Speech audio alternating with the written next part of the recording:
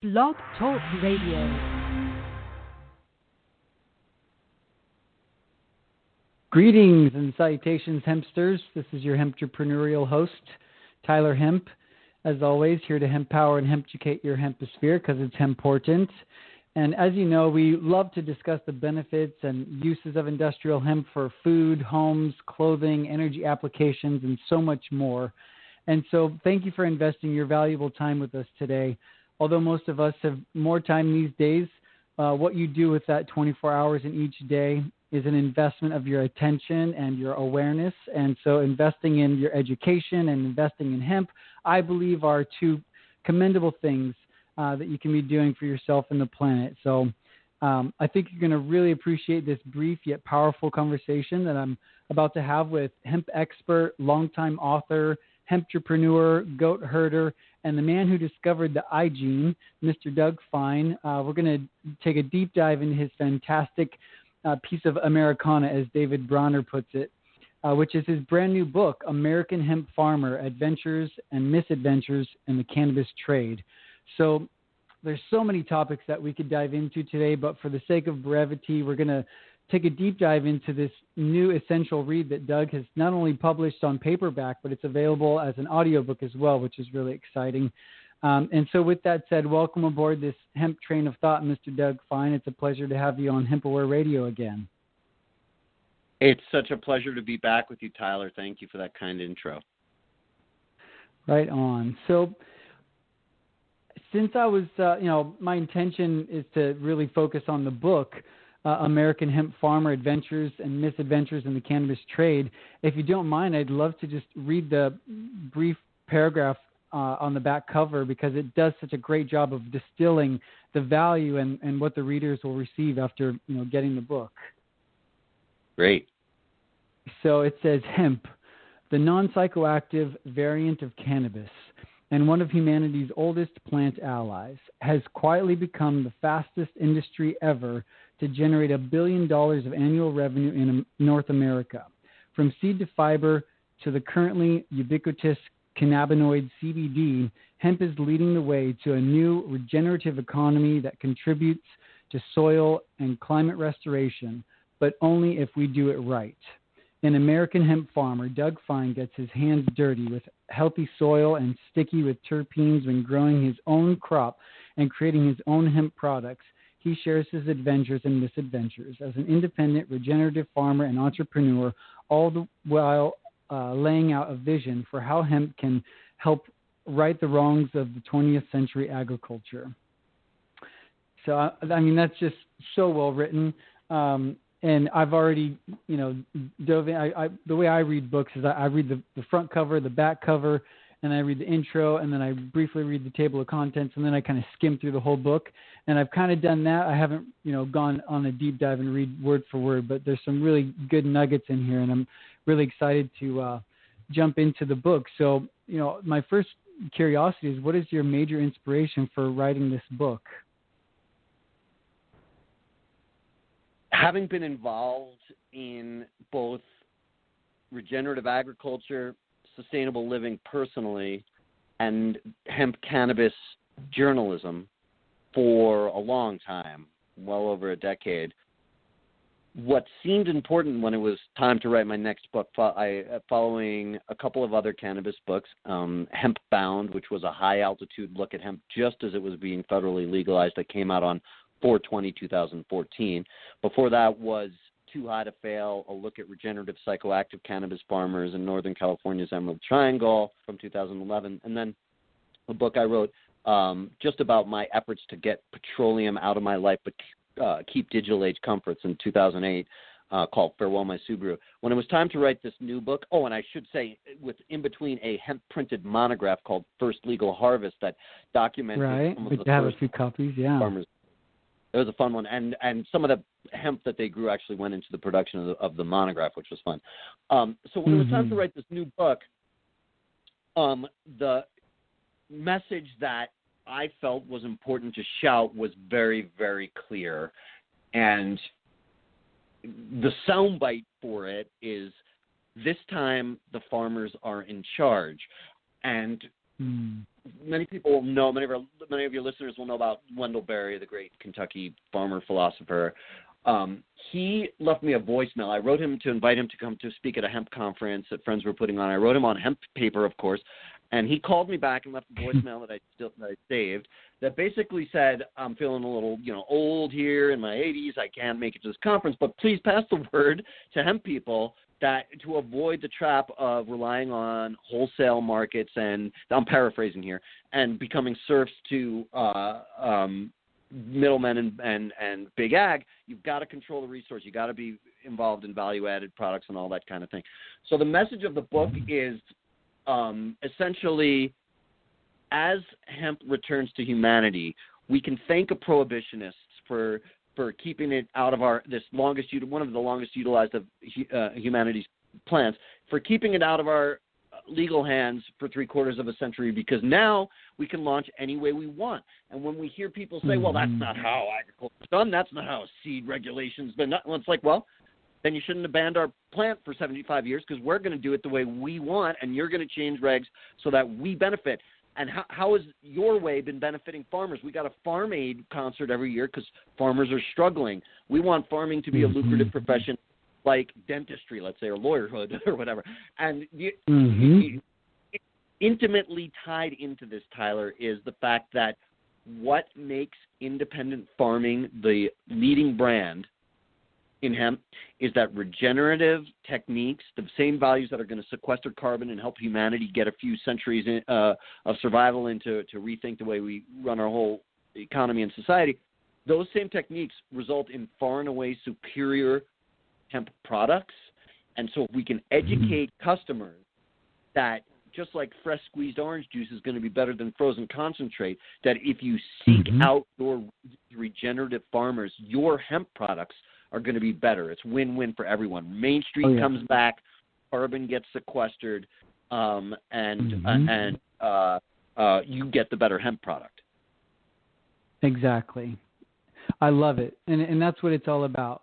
The economy, the ecology, the ecosystem, it's all one system. And so I love the way you're speaking, because really it comes down to regenerating our soil, beyond even hemp, but knowing the amazing benefits of hemp and what it can do to our soils and for our soils, and as a great rotation crop, and just all the other amazing benefits. But this issue of glyphosate and the soil just being eroded, the topsoil, like all the last since hemp has been illegal, just the crazy chemicals that are being used to poison our farmers and our people. And you're absolutely right that this is the time that we stand up to what this country was founded on, which is we the people, by the people, for the people. And so what more than anything to have the right to grow the foods we want, and in the way that we want, with regenerative farming practices. So we're definitely on the same page with that.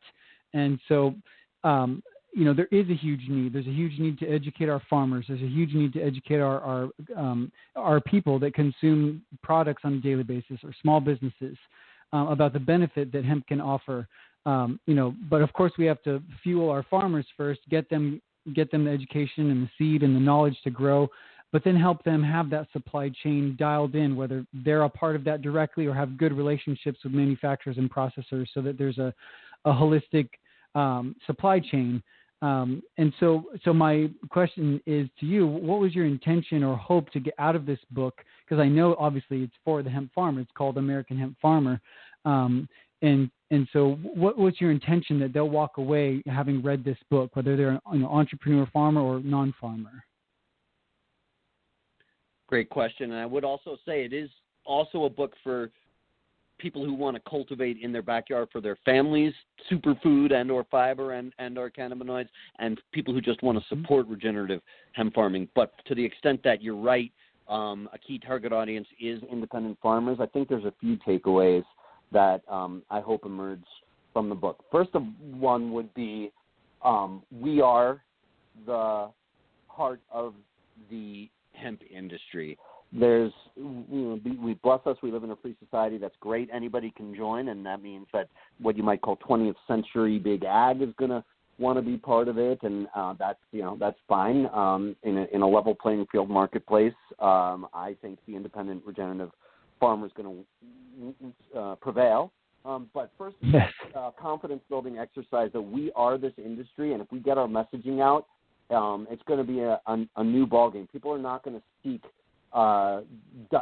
Diet Coke CBD. They're going to seek their region's farmers hemp. So that's one message.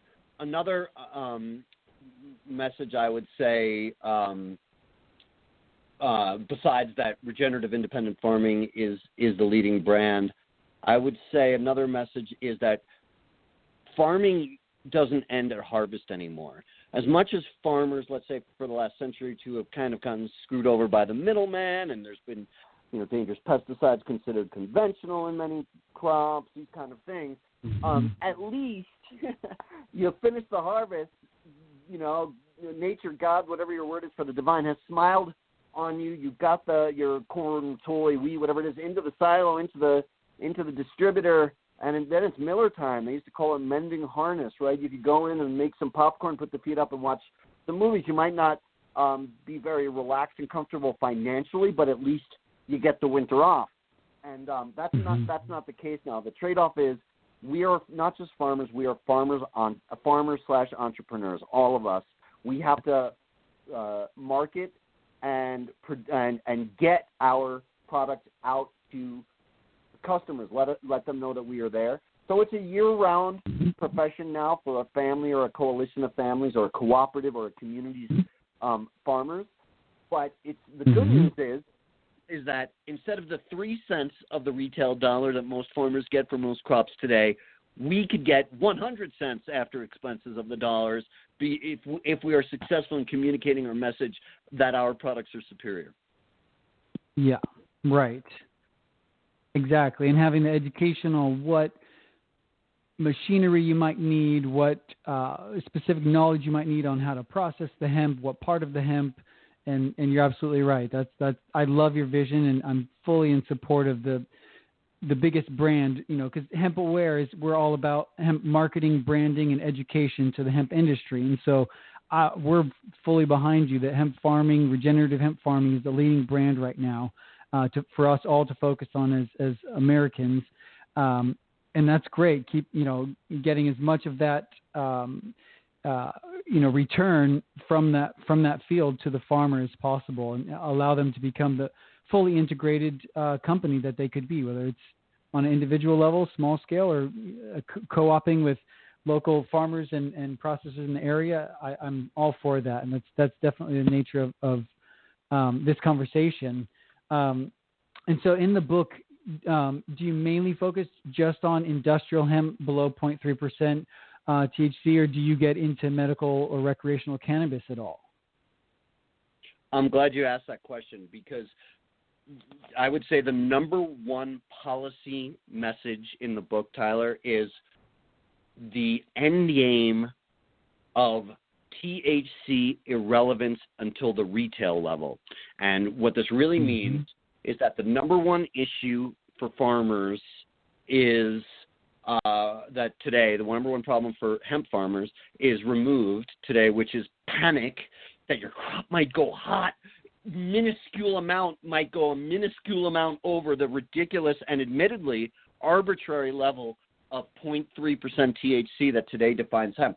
That THC level was determined in the 1976 Canadian paper in which the researchers used the word arbitrarily chosen.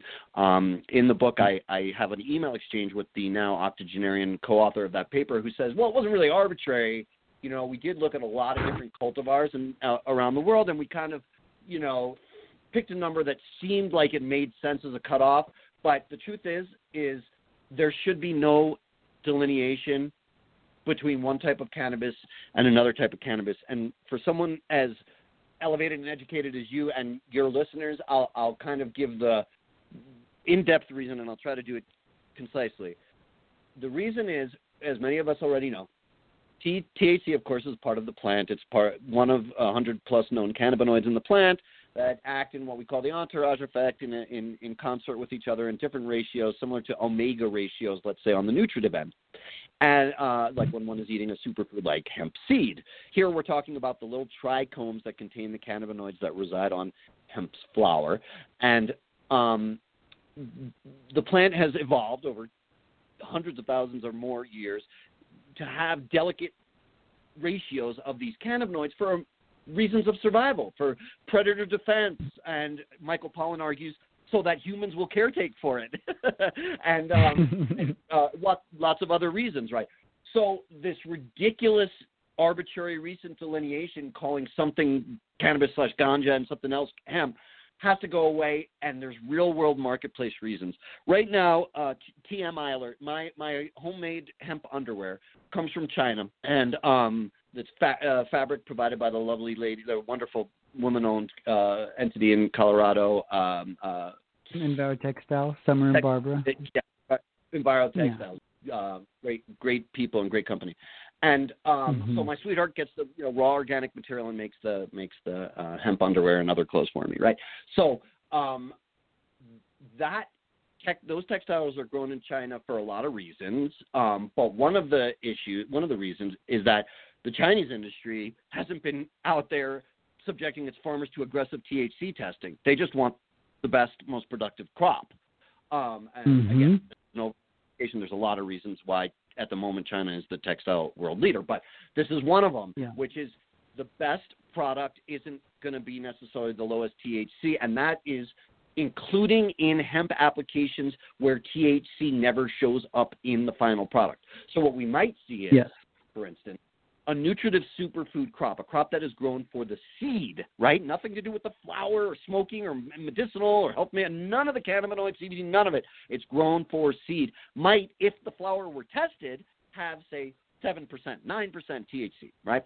But that should be irrelevant to the laws, to the farmer, to everyone, because what you're selling is hemp seed. And even hemp flower products might be marketed at 1%, 2%, 3%. And the example I'd like to give on that is former governor of my state, Gary Johnson, one of his early cannabis investments was with a Colorado company that was making a mint that was aimed at a older market for folks who wanted to maybe have a pain-easing mint, to not have to take a non-steroidal anti-inflammatory or something like that. They could eat this mint.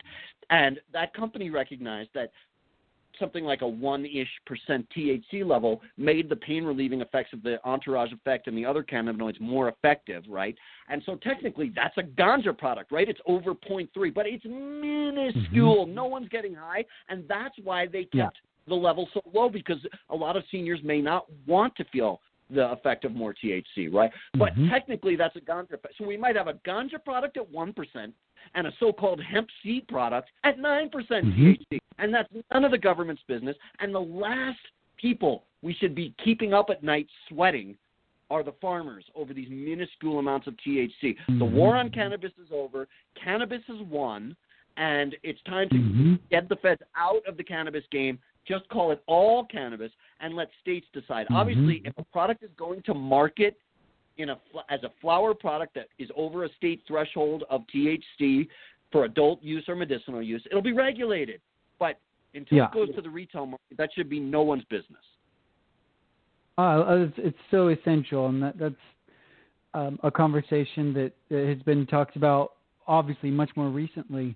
But I've had conversations with hemp experts over the years, and some say that the higher THC levels will actually produce bigger, more voluptuous, higher oil content seeds as well. So it's only natural for, like you said, especially with the truth about the benefits of cannabinoids. I mean, there's no logical reason to govern this plant in this way.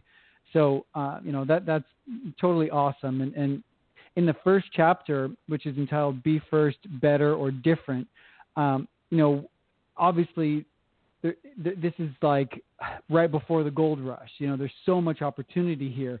And although we're in, a freaking depression or whatever you want to call it, or complete government lockdown craziness, which is against our constitutional rights, by the way. We have the right to travel and the right to work where we want, when we want. They don't, no one has the right to tell us.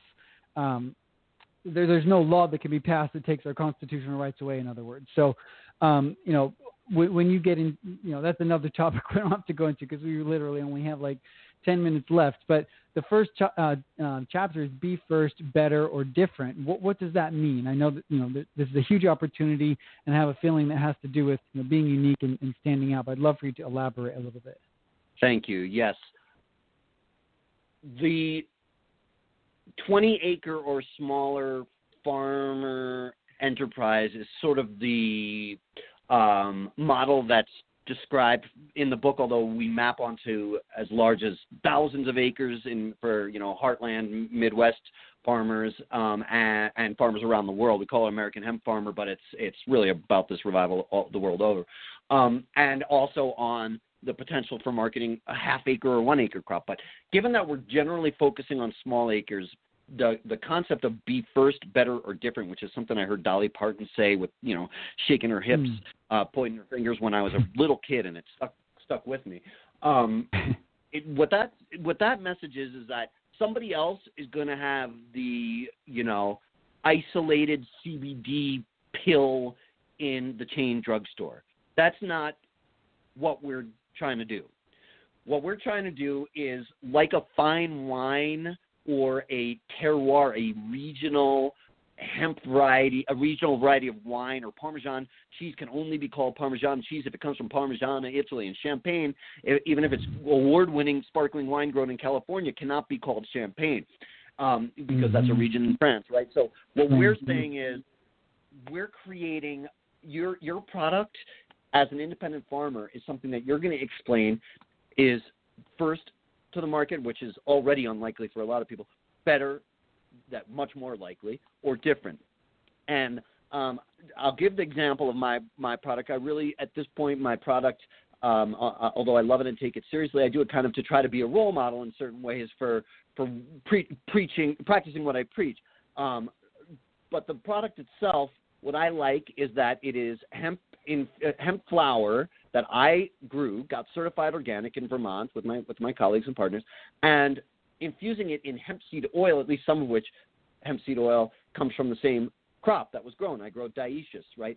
So that's already, meaning male and female, that's already different. Most people grow today Sensimilla. For 8,000 years, they've grown dioecious, but for the last 20 years, most people have grown females only for the most part. They're only growing for flower. So I'm already saying, hey, this is different. I got this slogan, everybody's happier when they're dating, right? Because there's male and female crops, that maybe there's some sort of hormonal balance that's going on. Your cannabinoid levels are lower and different. Just like a woman's body changes with pregnancy, a fertilized hemp flower is going to be different than a non-fertilized hemp flower.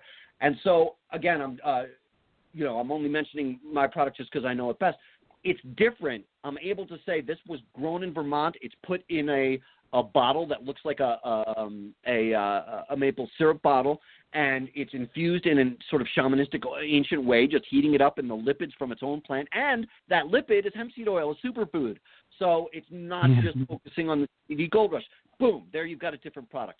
In Hawaii, someone's going to make a product with macadamia nuts in it. And, I already have a colleague here in New Mexico where I live and cultivate just for genetic development in my own family's food. But I live here, and my colleague Lou Siebinger of Siebinger Hemp grows green chili hemp. Of course he grows green chili hemp. That's our brand here, right? So there's opportunities, as you say, are endless for people to be first, better, or different. And I think that's going to be how people succeed if they're in it for the long haul, healing soil, making a living, building communities, and not just a get-rich-quick scheme following a gold rush. It's so well put, and that's we're definitely going to expand on this topic because it's so vital to have a purpose, a mission, a vision. I know, and those are colloquial phrases that come up in every company, but to be genuine about it.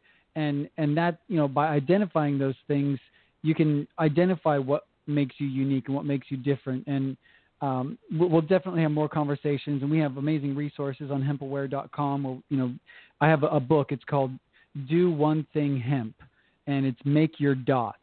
And so it's about finding that unique difference. And it's a free download on our website, which anyone can get access to. But just to kind of wrap up here, we have about 5 more minutes. To focus more on this regenerative, organic farming, on weeding, watering, and organic certification, what was your main point in this section, which is a chapter in the book? And part two, this question, do you feel it's totally necessary to work with certified organic, or are there are there other ways that are beyond USDA certified organic, or do you feel that's essential? Another great question. The USDA organic certification is a valuable one. Bottom line for farmers, I think of my good friend and colleague Roger Gushis of Healthy Oilseeds in North Dakota. He has a huge hemp seed oil press operation that can handle thousands and thousands of acres of production, and he pays 30% more for organic seed. It's just worth more when he turns around and sells the hemp seed oil. So it's more valuable to the farmer, first of all. It also means that certain of the more horrible pesticides and practices, like you can't water with industrial sludge on organic crop, for instance. There actually is meaning to it. And as you are well aware, and as the book points out, anything that is going to be a federal designation that is intended to cover 300 million people is going to be kind of lowest common denominator. And so there's obviously better modes that could be out there in the future, especially for the educated customer, things that incorporate fair trade practices and farmer supporting practices and regenerative packaging and delivery and all those kind of things. And we should all pay attention to that.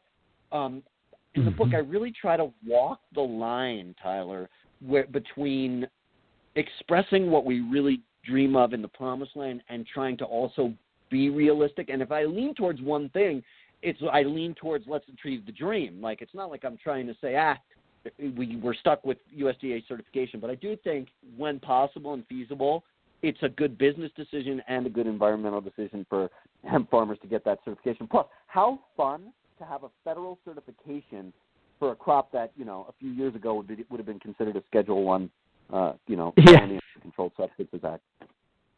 Exactly. Most certainly. Well, that's well said, and I appreciate you covering that. And as a base ground, USDA. And if you can't, we work strategic. We have a wonderful relationship with Roger Gricius as well, and we offer the USDA organic as well as the non-certified organic. And we know the farmers, we know their practices, and so it's good to have, I think, those options out there. And if you got to start somewhere, at least if you can get seeds in the ground first, great, do that. If you want to get your land certified and go through that process, wonderful. If you want to integrate, practices of regenerative farming and, composting and crop rotation and bat guano or all these, different compounds and sea vegetables or things that you can add to the soil to beef it up, that once again can make you unique and different. So to kind of wrap it up, we just have about one more minute here. If there was one thing you wanted to leave with our listeners, about regenerative farming or about the book, what are your last thoughts here? I would say visualize an entire regenerative biomaterials economy, not just hemp, as you pointed out. Hemp is spearheading it because we're so driven. We're entrepreneurs, but we're activists as well as farmers. So think about biomaterials. I'm holding right now a U.S.-grown 3D printed hemp goat, being a goat farmer here in New Mexico. Visualize Goodbye Pacific Garbage Patch. And as a customer, because we're all customers for things, even if we're growing our own hemp, be a label reader and really, in everything that you do, suck it up and, if for now, pay the surcharge that often accompanies buying the top shelf local supporting product in everything that you do. Your hemp certainly, but in everything that you do, you don't need to get the MIC product for anything in your life anymore. And we're all on a journey, but I think that's a good. If you're the producer, think about it. 100% regenerative. Go with compostable labels and non-plastic bottles, and deliver in electric vehicles if you can. And think regional, and think end of life for your product. It's ninth inning for humanity, and we got to mitigate a climate disaster. Amen. Hallelujah. And so it is.